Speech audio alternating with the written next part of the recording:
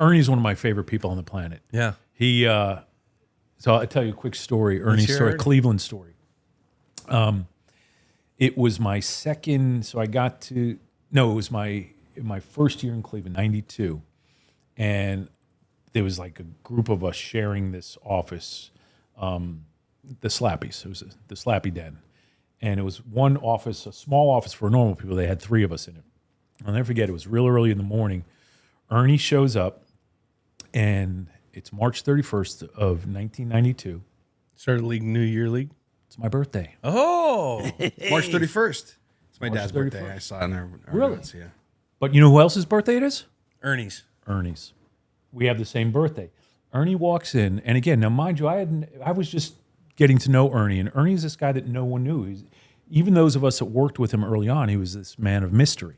Not international man of mystery, just a domestic man of mystery. And he walks in, I'll never forget, and in Ernie he goes, "So, I see it's your birthday." And he puts a cupcake on my desk and says, "Happy birthday," and walks out. And you're laughing, but I'm going to tell you this. From that moment on, Ernie was my guy. Yeah. That's Because so nice. that's part of Ernie. And you worked with Ernie around. Ernie doesn't always show emotion. He doesn't always show... Ernie has... He is a dude, man. Yeah, I'm getting emotional talking is a about dude. him. One of 'Cause one. I love Ernie. I love his wife, Christine. I was at their wedding. You know, it's like... That moment was one of those things that was like, okay, here's this guy that... And here's what used to piss me off. And Ernie knows that some folks used to clown him. Yeah. And I never appreciated that. Well, they just didn't know who he was. Right, because I think people were afraid of him. They were intimidated. And what do people do when they're, especially dudes, football dudes, right? They kind of, it's, so that's like one of my favorite Ernie stories.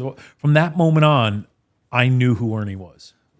He didn't know me, but he gave me a cupcake. He had this little place that he used to stop, and he gave me a cupcake on my birthday. I mean, that is just cool.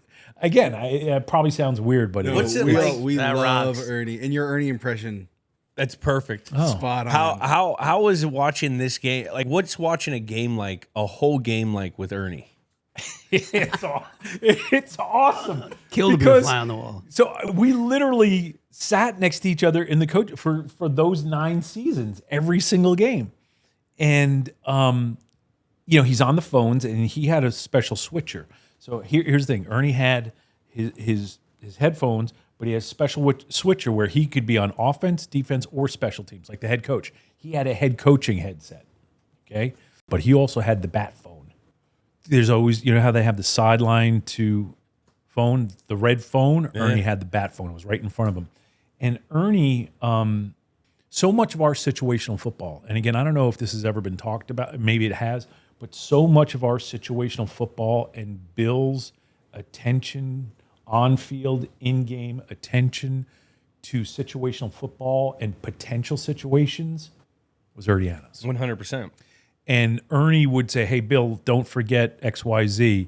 When it came to the wind, Ernie, because Bill's got so much going. It's not that Bill didn't know these things. He's got to manage a lot of other things. He's doing so many things. That's why that in-game partnership, along with the coordinators, and again, not just offense and defense. So I watched this snowball game for the first time on TV ever before we were doing this, and there were just little things that you saw, like right before the overtime coin toss. They cut to the sideline. They show Bill, and who's talking with Bill but Brad Seeley, who's a special teams coach. Where we're going to kick. And I know in that moment, in my mind's eye, I know that conversation going on is not just Bill and Brad Seeley. It's Ernie Adams. On the headphones with Bill. He's so Alfred. He's Bill's Ernie. Batman. He's Alfred.